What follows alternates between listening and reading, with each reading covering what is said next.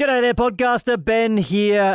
In today's episode, I reveal a very shameful confession. We get your icks, plus our listeners answer the age-old question, do you look at your number two before you flush? Enjoy. Who's ready to have some fun? Ben, I am. I'm ready for fun. All right, here we go. Live across Australia. This is Ben, Liam and Belle's Late Drive on Nova. Good evening, Australia. How good is this? We are doing the show live from God's country, otherwise known as the City of Churches, Adelaide, because we are here for LIV Golf. Shout out to the South Australian Tourism Commission for flying us over here. Yeah, feels good. We did a putt-off for 100k with Mitch from Sydney, Nova listener. Wasn't even close. He was semi-close. Yeah. He could have been further. It's wild. So it was like a 20-metre putt. We flew into stay. We had accommodation. There's tons of people. It's the party hole. Yeah. You know, party bus there's there. thousands of people watching. And it was all over in about 3 seconds. And yeah, I feel bad for Mitch. Like, he was very confident. I sort of thought he could do it. But, I mean, yeah, I think the pressure may have got to him in the end. Flying over this morning, just so many dudes on my plane coming from Melbourne to Adelaide. And, people were excited. At one point, I was collecting my bag and there was a group of men howling like dogs. They're like, oh, the boys are taking over Adelaide. I wanted to join them. It looked fun. It did look fun. It's Late Drive on Nova 13 24 10. Give us a buzz if you have a story that's too rude for radio, because we want to get you on to let you tell it, okay? This is a once-in-a-lifetime opportunity. 13 24 10. Do you have a story too rude for radio? Yeah, we're thinking maybe we'll be able to censor it a little bit, because that's exactly what's happened with Rebel Wilson's new book. You may have heard a lot of chat about this and the Sacha Baron Cohen allegations. No one really knows what went down there. And some people are saying, is that like publicity for the book? I don't know. Maybe something did happen there, but she's releasing the book, but that whole chapter about Sacha Baron Cohen is redacted. So it's like you can buy the book, but then all the juicy stuff is blacked out. And now the whole world's talking about it. Obviously, more people are going to buy the book. Yeah, totally. And there was, there's also, she was alluding to that she got invited to have a little group naked party with some royals as well. So is that redacted too? Yes, so that will be redacted. She's gone all out, and now she's had to pin it and back. Look, the point is, that is annoying, but it's juicy and people are still going to buy that book and they'll try and work it out anyway. So I'm thinking that's what we can do this evening. Jacob in Sydney, how you doing, man? Yeah, not bad. How are you? Good. So you can be as foul as you like here, because what we're going to do is Ben's got the little sensor buzzer there, and anything that just sort of crosses the line, we're just going to redact it. Yeah, if you want, just test it out, make sure it's working. Jacob, you can say a swear word on live radio whenever you're ready, whatever swear word you want. Penis fart. You're allowed to say penis fart, man. Like, we're not even gonna blank that out. You're allowed to say that. Jacob, dig a little deeper, mate. You can go again. Yeah. That's more like it. Yeah. Okay. You're not allowed to say that one. That's been redacted. That's been redacted. It's all working. Yeah, but It's now, working. Jacob, now you know where the line is and how far you can push it. Don't feel the need to censor your language at all. You just give us the story as raw and as straight as it is, and we will redact it if we feel that is necessary. The airwaves are yours. Easy as. I broke up with my girlfriend of 6 years, and we're trying to kind of get things back on track. And we booked a trip away with friends in Sydney, and so we had a bit of a cheap hotel because the other friends didn't want to pay for it. Pretty hotel, but they all canned it. I feel like you're swearing more because you know you can. Which is good. That's fine. And we said don't hold back, so that's fine. You go your hardest. So they all binned it, and it was just my ex-girlfriend and I in this hotel. It was pretty dingy. Yeah. And we ended up having a pretty rubbish day, just her and I, but we were there anyway. So we went back to our dingy hotel at night, and things were heating up. It was looking pretty good.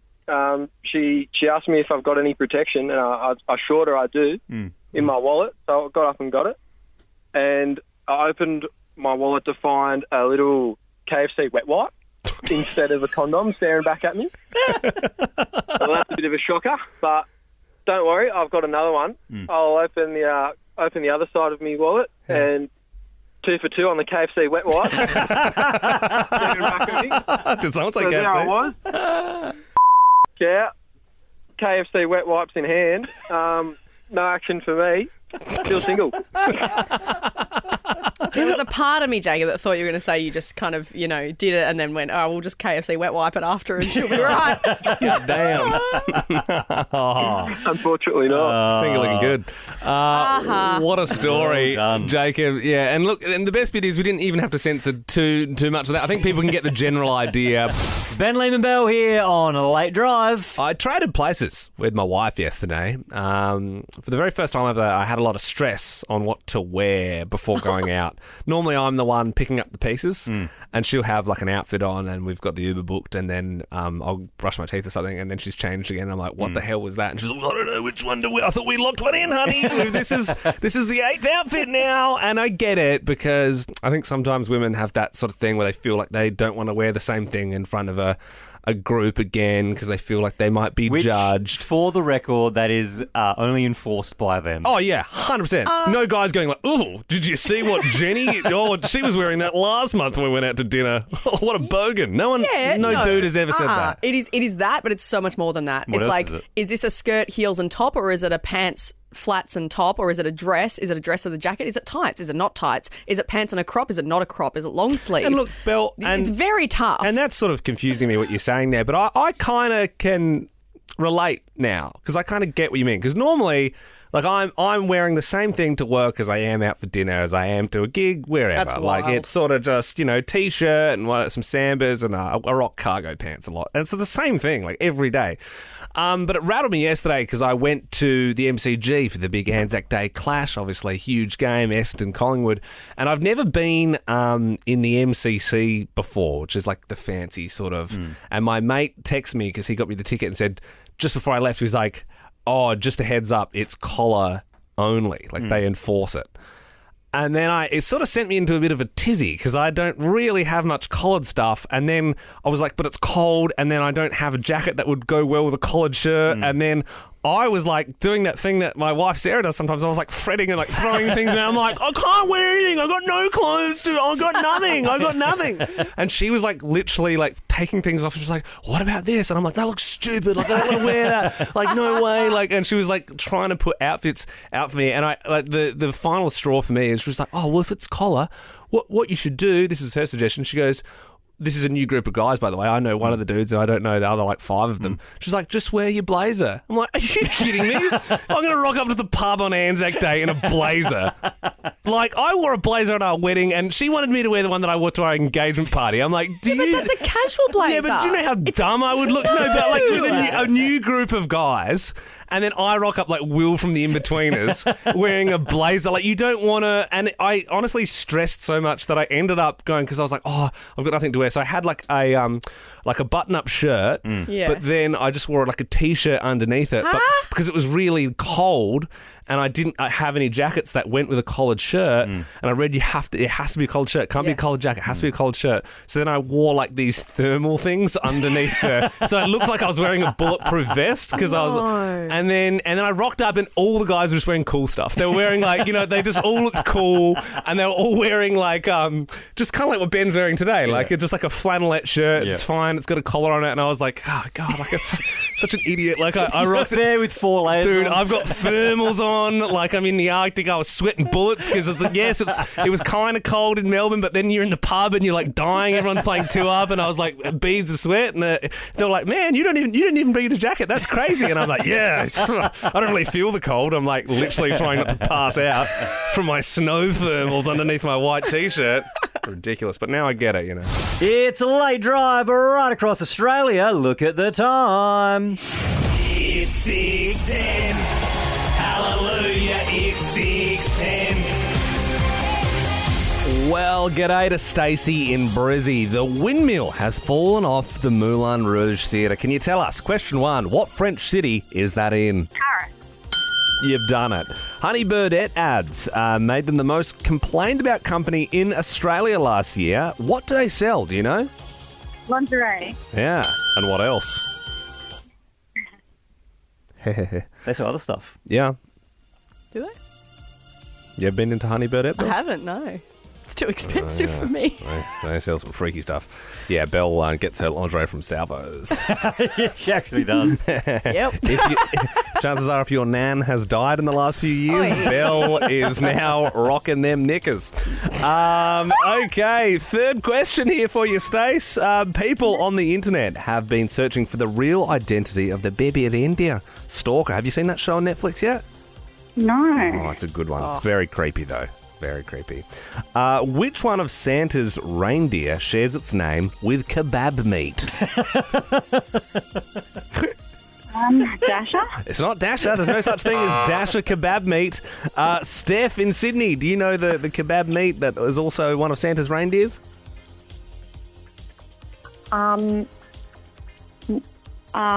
Which one of Santa's reindeer not Rudolph. shares its name with kebab It's not meat? Dasher. Oh my gosh. Okay, hang on. I'm going through all of them. Vixen?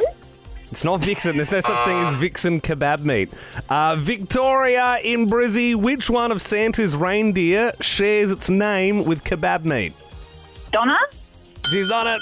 You never had Donna kebab meat, Belle? No, I don't know what you were asking. I was trying to reckon it. I was like, do you mean lamb? Yeah, no, Donna. What is Donna? The same thing. Oh my gosh. Yeah. Donna kebab. Yeah, I don't think anyone actually knows what Donna meat is. It's personal to ask questions about it, but it's like that real, they shave it and, Oh, man. that's that. Oh, yeah, Oh, so good. Oh, I'm starving now. A happy birthday to Melania Trump. 54 today. Her hubby, Donald Trump, is 77. How many years is the age gap? She's 54, he's 77. Quick maths. So it's 23? I know. No. No, Yeah. back yourself in, Victoria. You're one question away from taking this thing out. John Bon Jovi said he was worried he was going to lose his voice after a surgery and wouldn't be able to sing anymore. Can you please finish these lyrics? Whoa! Living on a prayer. Yeah, and well sung. Very well sung. Now, Victoria, you get to choose the next song we play this evening. So, do you want to hear Nelly Furtado?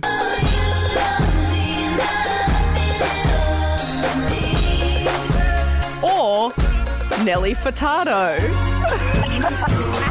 That's right. We're having a Furtado off. So the first one, Say It Right, or that one, Promiscuous. Which one you feeling? Promiscuous. All right. That was the winning song from the 610 quiz this evening. Nelly Furtado, Promiscuous. Oh, geez. How good's a Furtado off as well, just quietly? And Ben and Belle, this is very exciting. You don't know about this yet, but producer Andy's just had a word in my ear. We got a call whilst that song was playing from Ramos. Ramos Furtado, relative to Nelly. No. Yep, Ramos joins us on the line now. What? He's a Melbourne resident. Is it true? Are you related to Nelly Furtado, Ramos? Long distance. Still counts. Still counts, my friend. Can you tell us the connection there? Not 100% sure. I think through the family line and family cues, I think it's great-grandfather's aunt's uncle. Okay, Very cool. so So this isn't a thing where you have the same last name and you just assume you are connected. You've done a little bit of research into this, Ramos? Well, that's initially what I thought. I said, well, how many Furtados could there be? In Portugal, surnames work based on the clans. And if you understand the village life many years ago, Yeah. it was what profession you held. And Furtados tend to be landowners. I see. Right. So you've logged on to Ancestry.com there, and boom, boom, boom, Nelly Furtado, promiscuous girl. Yeah, right. A long line of landowners. I haven't met her in person. Well, I'm sure you will at some point. I mean, Maybe Christmas this year. the Furtados are close. We know that for a fact. Ramos, if that last name Furtado means they're known for being landowners, I'm curious, are you a landowner? Do you have a house? I have a house, absolutely, yes. It's in the blood. It's in your blood. That's what the Furtados do. They come, they see, they conquer. They have investment properties, is what they do. That's what the Portuguese did many years ago, didn't they? Yeah, well, that's true. That's true. I like you, Ramos. Well, thank you so much for your call. Really appreciate that. It's an honour to have a Furtado on the show. See you, mate. Thank you.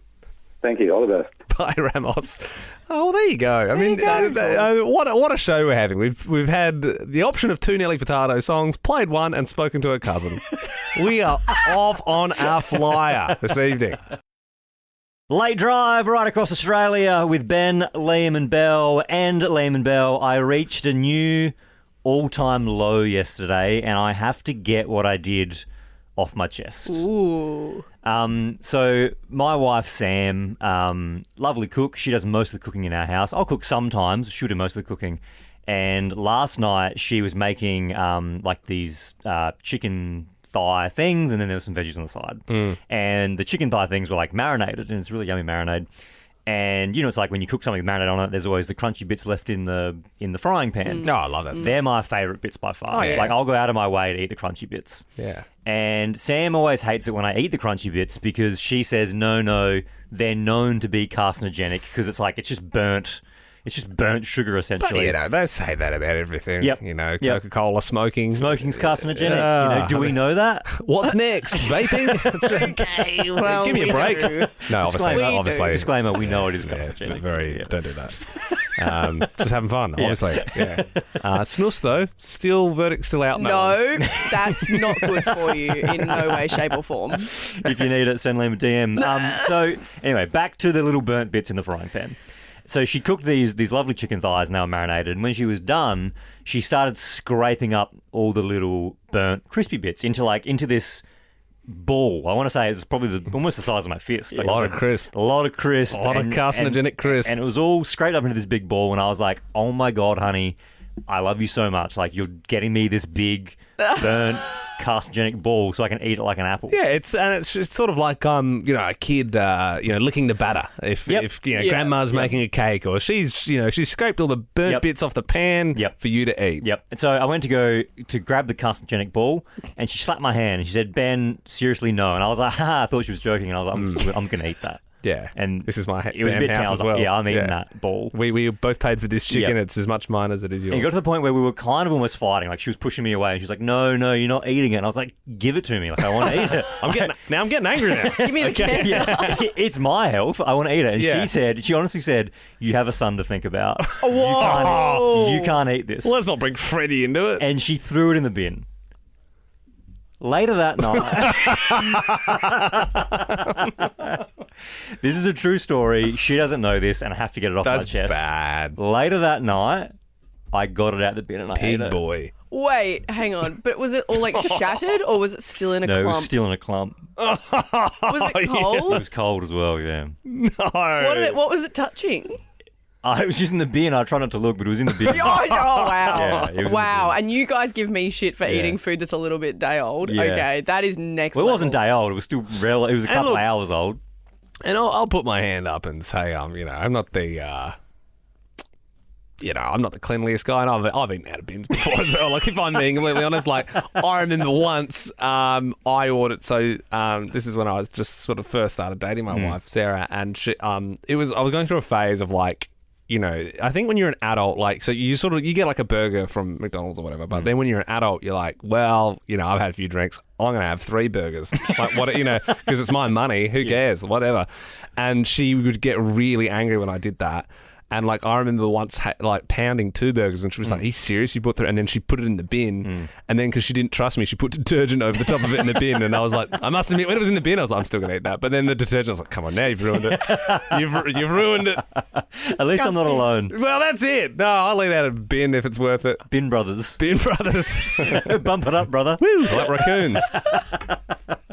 We have a list of the most complained about ads from last year. Finally. Been hanging out for it, Ben. But before I get into it, I just find it wild that people actually take the time to email complaints and all that. We get our fair share, I get that.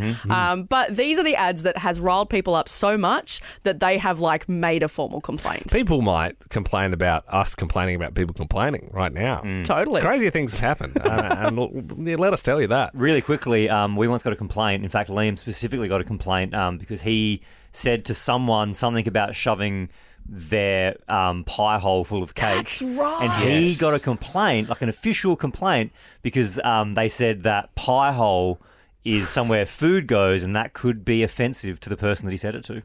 Yeah, they were saying that I was saying that was like they were obese, but I'm like, no, pie hole's just a mouth. Like that's just what you call a mouth. Totally. All right. Well, these ads have received hundreds, and I'm saying hundreds of complaints. The third most complained about ad last year was by Extra Gum. Did you guys ever see the ad of the two girls in the car together and they're like dancing and they're like having a great time, and then one of them puts gum in her mouth, the other one has gum, and then they just start making out? Sounds like a great ad. I missed it. I don't catch a lot of free to air these days, but that doesn't sound too bad. It's funny though, because I was like, the whole time you're talking about the ad, I was like, where's the complaint? Where's the complaint? Oh, there's the complaint. Even though you shouldn't complain about that, but I can see why people are complaining. I mean, look, watching the ad, you can look it up on YouTube. It's like, it's a bit unnecessary. Wasn't there an ad, bubblegum ad, or like it was like... The nipples? Yeah, the guy's nipples. That was... 5 gum or something like that? Yes. That sounds more... When the guy's nipples was like dancing around when he would have... It was so fresh. Because it was so fresh and icy. Yes. Yeah. And it was so cold. Yeah. That was years ago. Yeah. He had like really long noodly nipples. Yeah. All right, well, that's number 3. Coming in at number 2, an ad for Red Rooster. What's Red Rooster doing? So Red Rooster did an ad last year where there's a guy at a skate park. He's on a skateboard. The guy opposite the skate bowl is munging into some Red Rooster chicken. This guy gets on his skateboard, rides past the other guy and steals his box of chicken. People complain about that. That's it. People complain about that. Gee, it's just a guy just trying to put some chicken in his pie hole. Yeah. Oh, wow. Sorry, no, I shouldn't have. Careful. Sorry, yeah. So I've been cautioned. But coming in at number 1, the most complained about ad with hundreds of complaints was for Honey Birdette. One of the great stores. And the thing is, like, if you're not familiar, Honey Birdette, it's a lingerie and toy shop. Hard to miss. They've got their billboards, they've got their TV ads, they've got everything. You walk past the store and you can't. They've got huge pictures up. But the thing is, we don't know who are making these complaints. Like, is it people that don't want to wear that kind of clothes? Is it people that are jealous because they don't get that action at home? I think it'd be a certain type of disgruntled, possibly wife, who is who is unhappy with how long her partner is watching the ads. No, Gary's paused it. No, I got to we got Foxtel IQ so you can skip the ads, not slow them down, Gary. It's 110% Gary who doesn't get enough action and wants that, and he's complaining because he's jealous, I think. Maybe, yeah. Totally. Oh, I don't like it so much, honey, I'm going to complain. See, I've sent the complaint. It's very hard. Like, I kind of feel the twinge in my neck going when I'm walking with my wife at like Westfield or something like that, and you sort of see a Honey Birdette coming up, and you both know that. I'm just trying to just look at it quickly. Geez, what's where is Ted's cameras again? Is that geez, Honey Birdette? You know what the solution is, Liam? What? You go in there and you buy her something. Hell yeah. That's your I'd be solution. far too scared to go in there. I would never actually go in Honey Birdette. You'll be the nipple guy from the gum ad. Yeah. What? Hang on, what? What does that mean? You get hard nipples going into the store? Yeah. That was a bit of a stretch, Bill, but I was asked. You don't get hard nipples when you're aroused? No, I think it's a female thing. Nah. I don't know. I've never taken notice. I get the link now. I see what you sort of. I was saying you'd get hard. Yeah. Oh. Right. Well, I'm glad it's the late drive program with that sort of caper. And now the complaints are coming through. Well done, Belle. Here they come. I can see all the emails now. We've come full circle. Good evening, Australia. We are doing the show live from Adelaide. We're here for LIV Golf. All thanks to the South Australian Tourism Commission for putting this whole thing on. I got a fun fact about LIV Golf. Would you like to hear it? Ben, I'd love to hear it. No. LIV Golf is the Roman numerals for 54 because over the weekend they play 54 holes. Well, that is actually quite interesting. Why are you laughing, Bill? Because it's cute because I was there when you learnt that today, and it's very cute.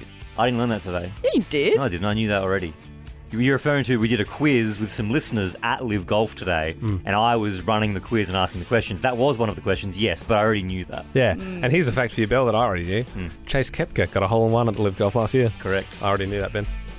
And there's no way of you proving that, Belle, that it was I learned that from the quiz that we gave out to the listeners today. Belle, what have you learnt about LIV Golf that's not those two things today? Well, it's a very intricate thing, but if you were to win $100,000, someone in Vegas puts on a bet. That's such a random thing that's hard to explain. You really ripped the handbrake up on that. So I want to explain that, but that's so hard to explain. Yeah, I think we'll explain that in our off-air podcast today. Is what we'll do. That's a good hook. Yeah, Belle, that's you really slowed us down. But thank you. But we'll in the off-air podcast we can try and explain. It'll probably take about 40 minutes. We'll try and sort of unpick what Belle's thrown out there. It is interesting. I'll give you that. It's very interesting. Very, very intricate. You're tuned into Nova for Late Drive.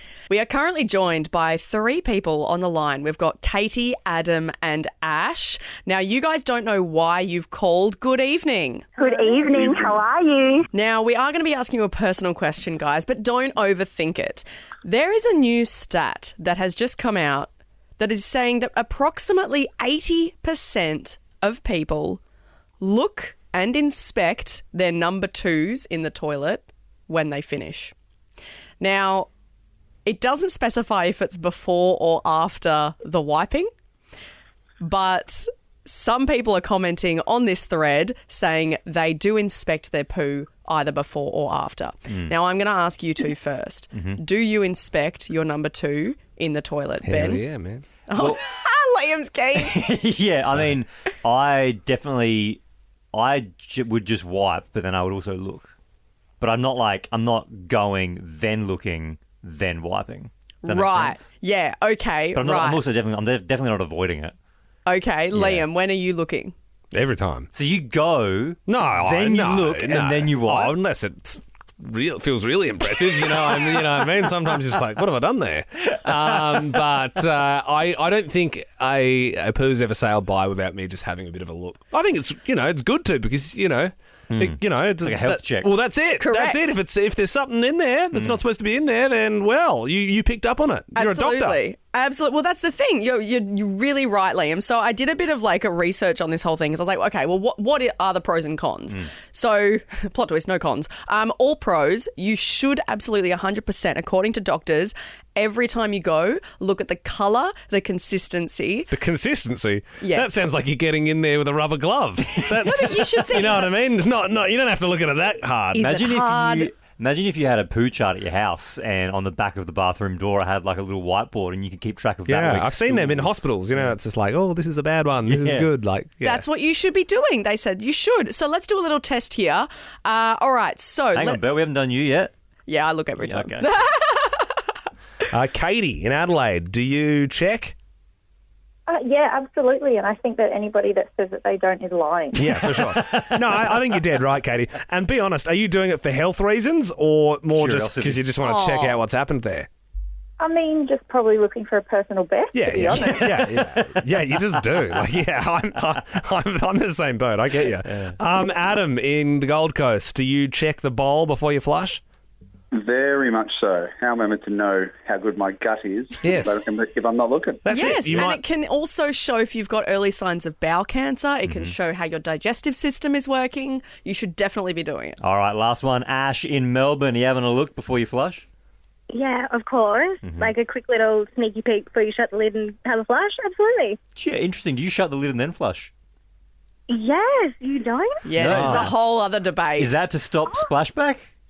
No, there's like articles, there's like particles that fly in Yeah. there.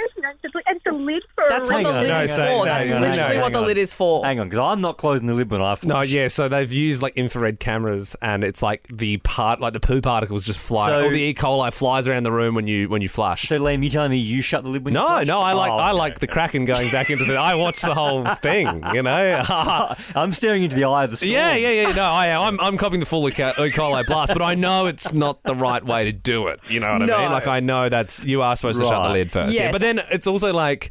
Sometimes you might need more than a flush. If you're just closing that and I don't trust myself that I've got it done in one job. I might have to wait for the toilet to sort of rebuffer so I can give it another rip. I did a 3 flush the other day. Oh, What the hell? and then he had to break out the stick. No, I think we've had our fun. What a fun scientific That break. was good, and yeah, I love Katie's take of anyone who doesn't is a liar. That's true. Yeah, the article says 80% of people. It's 100%. 20% are just lying. Late Drive on Nova with Ben, Liam and Belle. What gives you the ick? We do it every darn week, 13 24 10. You can give us a buzz. Is there a particular trait or small annoyance that just repulses you about someone? Have you got an ick, Belle? Oh, I sure do. Another week, another 10. This week I realised that I just really... Any guy that's into... motorbike racing. Oh, man. What about all the motorsport fans listening? All the guys like Krusty Demon. You don't think Krusty Demon's entertaining and fun? It's disgusting. What about Nitro Circus? Huh? Oh, what? Come on. Crusty Demons. I said that one. Oh, did you? Yeah. Sorry. Wow. Someone's a nutter listening. The golf's been on the TV all day and Ben has not been concentrating. I said to turn the TV off. Who can blame the guy? No, I said likes golf. We turned one TV off and now I've realised there's another TV that Ben can see. I didn't tell you about the second TV. Oh, my God. Very sneaky. Oh, yeah. I've actually just realised this is it. I was like, oh, yeah, there's a whole other TV in the background. It's behind me, so I keep thinking Ben's looking at me and he's not. It's in the producer booth. 13 24 10. What gives you the ick? Yeah, for me, it's dudes that wear cologne. Well, not you're allowed to wear cologne, but not too much. Like if you walk past and I can smell you, I don't like it. Right. Oh, the waft. The waft is, It's like, dude, how many sprays are you doing? I will use like one spray if it's a big occasion, 2. Mm-hmm. But these guys, some guys are just drowning. When you spray cologne, Liam, where do you spray it? On my décollage.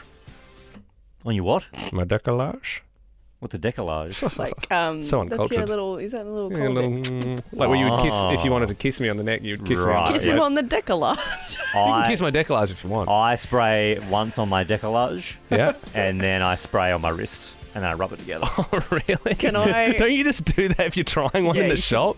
No, you do it on your wrists. Do you do it on your wrists? Yeah, I do it on my wrist, yeah. Producer Andy does it on his wrist, really? Yeah, one on the neck, and then one on the wrist. So what's and then that you rub for? It If you shake someone's hand, they sort of get a bit of your just scent? puts cologne on your body so you smell nice. I think Liam's right. I think it's just when you're testing it. Well, hang on. No, not necessarily. I mean, I do it. Producer Andy does it. That's 50% of people in the room do it. You guys don't have to do it once you bought it. Once you left the shop, you can put it on your neck. But then again, Hang on, but I don't understand why you've got something against putting it on your wrist. I don't know. It just feels like a weird spot. My partner puts it on his chest. Pretty low. Pretty low. But should be on the décollage, in my opinion. I don't know, like, I probably shouldn't say this, but I have a male friend, who puts it near his belly button. On his décollage? Well, no, near, so, because he's single, when he goes out, he puts it there in case he gets lucky. Oh, yeah. Sure, man. Then is that something that a prospective partner wants? I don't know if they want that. Wow, your belly button smells so good. Like, yeah, I don't think so. No, but you get, like, what I'm saying. Yeah, I know, so, I get where you're going. It's like around there. So, Belle, you would appreciate, obviously you're taken, but would you appreciate single guys spray their belly buttons with cologne? Well, it smells nice, doesn't it? So it's a good thing. You think it's a good thing for single guys to do? Yeah, I'm not against it. Interesting. Yeah. Well, yeah. Most of the time, women are at clubs trying to smell guys' wrists because that's where they sort of put it seems. Let's go to Casey in Sydney. What gives you the ick, Casey? Hey guys, my ick is when guys jump in the water and they hold their nose. But it does sting sometimes if it goes up. Like if it's a proper big silly, just cough it like the rest of the suit. Don't hold your nose. Casey, it's an ick. What about if it's off a jetty and it's really, really high? Then you should be prepared for your face to hit the water. Yeah. You got to blow out of your nose when you go into the water. You just, as you're jumping. I think the jetty makes it easier. I love the idea of a cruise liner going down and people not wanting to give girls the ick around them, so they're just like, I'm not going to pin drop. That's lame. I'm just going to flop in there. Beck in Brizzy, what gives you the ick? When you're sitting at your desk, minding your own business, working hard, and someone pulls out their little desk fan. Ew. How often does that happen, though, Beck? Quite a bit in Brizzy. Like a USB plugged-in Temu sort of setup. Yeah. With a little battery power. Yeah, just that in the background. Would be annoying. Oh. Yeah. Okay. Alice in Perth, what about you? What gives you the ick? Hey guys, those squeezy yogurts that are in a pouch? I cannot handle it when people, in particular adults, eat those yogurts. Now, Alice, we probably shouldn't throw this person under the bus, but there is someone in a managerial role here at Nova that's been known to walk around with a little squeezy yogurt. Yeah, and it is hard. Yeah, it's hard, especially when you're in a position of power, to take someone seriously when they're sipping from a yogurt, like a squeezy pouch. Although you did admit that you had done one recently, Liam. Don't stop. Yeah, no, I have the malice, but surely you do that in the privacy of your own home. I do it at home, and what I do within my home is. Why do you buy the squeezy ones though? Why don't you just get a normal tub? I imagine you turn off all the lights and shut the blinds in your room. Yeah. What are you doing there? Leave me alone. Having my little sippy yogurt. Michael in Melbourne, what gives you the ick, my friend? Guys, I reckon icks are always addressed towards women, towards men, but I've got one for women. Oh, good. It's when they close drawers with their hips, they get on their tippy toes and they do that weird awkward lean and it's always awkward and bumpy and it's not cute. It's cute. Oh, no way. Use your hands. Gross. Yeah. No, I agree. I absolutely agree, Michael. It's not necessary. And Michael, you know what? You are so right. Icks, I'd say 95% are men doing Yeah, icks. it's like call up and hate on men. Yeah, 13 24 10. You can always call if you've got an ick, if it's for a woman, if it's for a man, if it's for anything in between. A child. 13 24. A child ick? Yeah. Baby icks. Whatever you want, 13 24 10. For more great comedy shows like this, head to novapodcasts.com.au.